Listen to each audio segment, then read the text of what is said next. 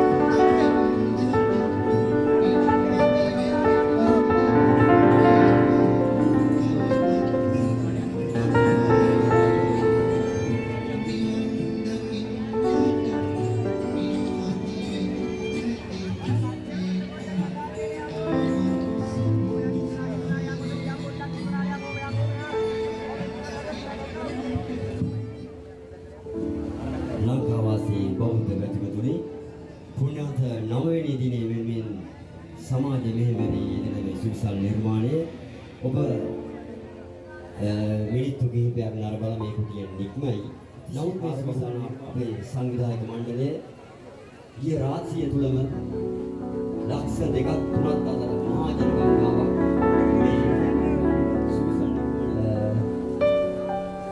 හැබැයි අපිට මේ අපේ මේ සුවිසල් නිර්මාණය ඉතින් ඇත්තටම තොරණක් ඉදි කරනවා කියන එක අපි නැත්නම් තොරණක් ප්‍රදර්ශනය කරනවා කියන එක අපේ තරුණයින්ට නම් ඉතාමත් සුළු දෙයක්. මේ වගේ දැවැන්ත ඉදිකිරි මොකද තොරණක් වගේ විසක් නිර්මාණයක් ඉදි කරන්න කෙටි කාලයක් කියන්නේ බොහොමත්ම කෙටි කාලයක්.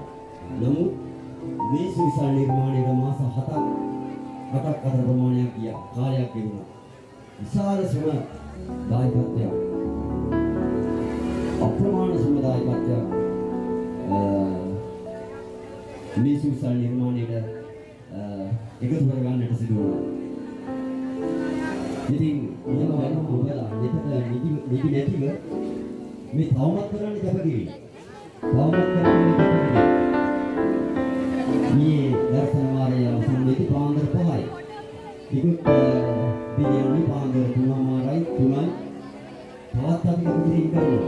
ඉතින් ගිහිල්ලා මොකද්ද බලන්නේ? අපේ දැසින් අපි දකිද්දී මේ තරුණ දරුවන්ට ඒ සියලු විඩාවන් වේදනාවන් අමතක වෙනවා.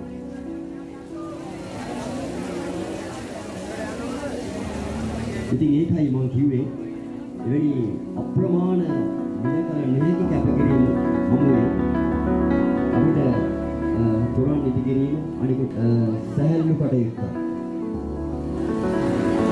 මේ විශිෂ්ට නිර්මාණ තමයි අපේ මේ වසර 11 පුරාවටම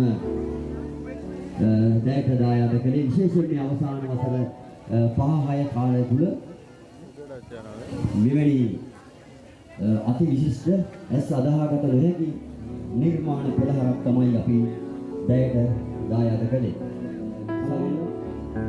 ඒ නැතත් ඔබ අනුමාන කරනවා මෙවරත් මේ සුවිසල් නිර්මාණ ප්‍රදර්ශනය මේ ඉහළ විහිළේ වහන් වූ ඉහළින්ම ගෙදෙනවා. මේ හින්දාම අපේ යුද්ධ ධර්ම සංධානයේට මම යෝජනා කරනවා අපිට මේ නිර්මාණය නවත්තන්න එකක් නෙවෙයි මේ හැකියාව අනුව ධර්ම විසාරක සමගින්න. හොයි එසේනම් පෙර කිසිදා මේ ඉහළ මිලේ ගමට නොලැබුණු මහා දැවැන්ත අභිමානයක් මේ 2024 හිමිවෙද්දී එදා මෙදාතුල